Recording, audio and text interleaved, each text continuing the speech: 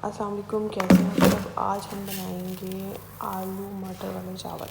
अच्छा, उसके लिए चावल आपने जब भी वैसे चावल ख़रीदना हो तो आप चावल बहुत अच्छा ख़रीदा करें, क्योंकि जो चावल होते हैं ना उसको डिपेंड करता है उसका टेस्ट, उसके जो लंबाई है चावल आपको देना सब।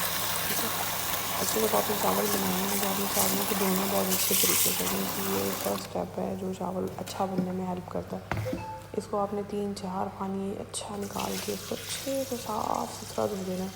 जब तक इसका पानी नीट एंड क्लीन सामने से आपको नज़र नहीं आता।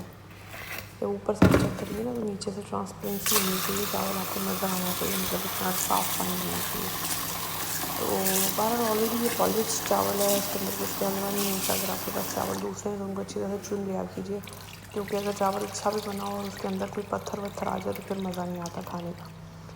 अच्छा, बहरहाल आप इसको 3 से 4 पानी आप निकालेंगे तो चावल अच्छे से साफ़ हो जाएगा, क्योंकि ऑलरेडी क्लीन चावल है। सम टाइम चावल ऐसे होते हैं कि उनको और भी ज़्यादा धोना पड़ता है। तो टिप है कि जब भी आप चावल को देखें तो ट्रांसपेरेंसी उसके अंदर होनी चाहिए। अभी देखें, इस पर मुझे गन थोड़ा सा नज़र आता है, इट वॉज़ ब्लर, तो मैंने कहा इसको फिर से धोते हैं। सही है। तो इसको आपने इतना कर लेना है कि ट्रांसपेरेंट हो जाए, और आप उसको कुछ चावलों का टाइम होता है 30 मिनट, कुछ होता है 1 आवर, तो आप मोस्टली 30 मिनट्स में भिगो के तो चावल बनाना शुरू कर देते हैं। चलिए, बिस्मिल्लाहिर्रहमानिर्रहीम। अब हम काटेंगे आलू। डिपेंड्स कि आप कैसा चाहते हैं। फिर प्याज, टमाटर, वो मटर होंगे, हरी मिर्च होगी। पैन में हम डाल लेंगे, सॉरी पतीले में हम ऑयल डाल लेंगे, ऑयल के अंदर हम प्याज फ्राई करेंगे। ऐसा कुछ लोगों के चावल जो होते हैं थोड़े से वाइट कलर में अच्छे लगते हैं, मतलब थोड़ा सा कलर डार्क हो, और कुछ लोग बहुत ज़्यादा डार्क पसंद करते हैं, तो I am the medium one. तो इसको आप उसके मुताबिक प्याज को जितना फ्राई करना चाहेंगे फ्राई करना। आप इसको लाइट ब्राउन रख के फिर भी इसमें सब्ज़ी ऐड कर सकते हैं। तो अगर आप ज़्यादा डार्क चाहते हैं तो आप इसको ज़्यादा ब्राउन करेंगे, क्योंकि चावलों में जो कलर होता है वो प्याज का ही होता है। तो प्याज को अच्छी तरह फ्राई करें, करते जाएँ। ये पेशेंस बहुत, जो कि आजकल लोगों में बहुत कम होता है, लेकिन कुकिंग में पेशेंस की बहुत ज़्यादा ज़रूरत होती है, क्योंकि जो फ्लेवर होता है ना वो एक तो पैशन से आता है, एक तो प्यार से आता है। ठीक है। हाँ, लेकिन सही तरीका भी यूज़ करना चाहिए। तो राइस जो है वो उसकी ये होती है कि राइस आपको जुड़ने नहीं चाहिए। जब भी आप चावल बनाएंगे, चावल अगर अकेला अकेला बिल्कुल किलो किलो के चावल होंगे तो देखने के लिए खाने में तो ऑब्वियसली अच्छा होता है। अच्छा जी, अब प्याज जो है ना वो डार्क ब्राउन हो गया। अब ये डार्क ब्राउन हो गया तो हम इसके अंदर डालेंगे थोड़ा सा पानी, ताकि इसका कलर निकल आए। अच्छा, ये आप इसको अच्छे से फ्राई करेंगे ताकि जो है ये कलर ऊपर भी निकल आए इसका। अब इसके अंदर आप लहसुन अदरक की पेस्ट ऐड करेंगे। आप चाहें तो इसको फ्रेश बना सकते हैं, मेरे पास ऑलरेडी बनी पड़ी थी, मैंने वो डाली है। तो इस ऑलरेडी सॉरी, ये भी आप जो है वो टेस्ट के मुताबिक डालेंगे। मैंने 2 स्पून डाला है इसके अंदर, 2 टेबल स्पून फ्लेवर अच्छा लगता है इसका टेस्ट। अगर आप इस टाइम पे ऐड करेंगे तो चावलों में फ्लेवर बहुत अच्छा आएगा। अब आप इसमें कटी हुई सब्जियाँ जो भी आपने डालनी है। पुलाव का तरीका सेम ही होता है, आप कोई सा भी पुलाव बनाएंगे तो उसको इसी तरीके से आप बनाएंगे। और मतलब अगर आपने सारी वेजिटेबल्स ऐड करी है तो आप सारी ऐड कर सकते हैं। मैं तो आलू और मटर डालती हूँ, तो ये पतीली फिक्स है, जिसकी इसके ऊपर मैं फिक्स करने की कोशिश करूँ। इसको अच्छी तरह से भूनें। सब्ज़ी को जितना अच्छा भूनेंगे आप उतना अच्छा पुलाव बनेगा आपको। आप इसको थोड़ा टाइम दें, क्योंकि आलू गलने में थोड़ा टाइम देते हैं। मैंने इसमें नमक ऐड किया, क्योंकि मेरे पास 3 गिलास चावल थे तो मैंने उसके अंदर 3 चम्मच नमक डाला।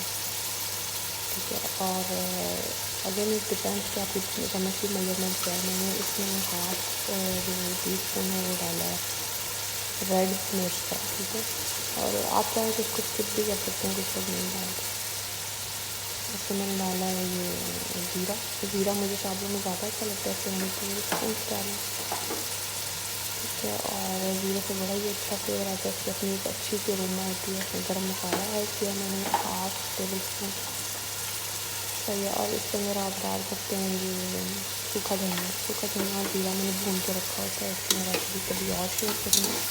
इसमें बहुत अच्छी अरोमा होती है खाने के अंदर। आप किसी भी व्यंजन में ऐड करेंगे तो उसका बहुत अच्छा फ्लेवर और बड़ी अच्छी खुशबू आ रही होती है पूरे किचन में। अच्छा, इसको आप अच्छी तरह से भून लें। भूनने के बाद आप उसमें थोड़ा सा पानी डाल दें ताकि आलू गल जाए। आप इसको ढक के रखें। आप इसको ढक के रखेंगे और इंतज़ार करेंगे। लें जी, आलू गल चुके हैं। मेरा ख़्याल 2 से 3 मिनट लगे होंगे और सारा जो है ना वो ऑयल ऊपर आ गया। तो ये बुनाई की निशानी होती है कि जब भी आपने देखना है कि अच्छी तरह से भूनिएगा, ऑयल के ऊपर ही ऊपर आ जाती है, खाने की बहुत ही मज़े।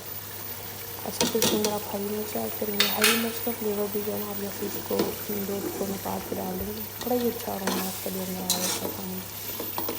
बहरहाल आपको इसको भी अच्छे से स्टिर करके अच्छी तरह से इसको करेंगे, सौटे करते रहेंगे और फिर इसको हिलाएंगे। फिर इसके अंदर आप प्यार से आप देखेंगे इसके अंदर आलू गल चुके हैं। आलू तोड़ के ऑब्वियसली 3-4 मिनट में आलू गल जाते हैं, इतने बड़ी जाते हैं। अब इसके अंदर आप पानी डाल देंगे। पानी जैसे मेरा तो तरीका ये है कि अगर 3 गिलास चावल हैं तो मैं 4 गिलास पानी डालूँगी। तो 1 गिलास ऊपर रख के मैं पानी डाल देती हूँ। अगर आप कप में ले रहे हैं तो कितना, अगर आपने 3 कप चावल लिए हैं तो 4 कप पानी डालेंगे। आप लोग कुछ ज़्यादा भी पानी डालते हैं, लेकिन आई थिंक तो वो मैच ठीक नहीं होता। नहीं, ये अच्छी तरह से बुनाई हो चुकी है। अब आप इसके अंदर ऐड करेंगे पानी। पानी मैंने पहले से मेजर करके रखा हुआ था। वैसे मोस्टली अब मुझे मेजर करने की ज़रूरत नहीं पड़ती है, कुछ आइडिया ही हो चुका था ऐसा। मेरे पास ये यखनी पड़ी हुई है। अगर तो आपके पास चिकन स्टॉक ऑलरेडी हो ना, मैं जब भी कुछ बनाती हूँ तो एक्स्ट्रा स्टॉक रख के मैं उसको फ्रीज़ कर देती हूँ। अभी इसी तरह ये फ्रीज़ हुई हुई है, तकरीबन 1 से 1.5 कप है ये। बाकी मैंने पानी डाल दिया, ये खुद ही इसके अंदर मेल्ट हो जाएगी। अब हम ढक्कन को लगाएंगे ऊपर और खुद ही मेल्ट हो जाएगी। ये देखिए, ये मेल्ट हो चुकी है। इसके अंदर ऑलरेडी नमक वगैरह था, तो इसलिए मैंने नमक कम डाला था। तो आपने इसका बहुत ख्याल रखना। खाने में नमक या मिर्च तेज़ हो जाए तो फिर मज़ा नहीं आता खाना खाने में। अब ये सारी देखिए अंदर मेल्ट हो चुकी है। तो अगर ये आपके पास ना हो तो आप सिंपल पानी भी डाल सकते हैं। और अगर आप चाहें कि इसके अंदर थोड़ा सा फ्लेवर आए, आप चिकन पाउडर ऐड कर लें या फिर चिकन क्यूब्स डाल लें। तो ये सिरके की 2 मैंने ड्रॉप्स डाले इसके अंदर खाने में। अगर आप सिरका डालते हैं ना तो उससे ये होता है कि चावल जुड़ते नहीं हैं। चावलों का पानी स्ट्रेन करके आप चावलों के अंदर डाल दें।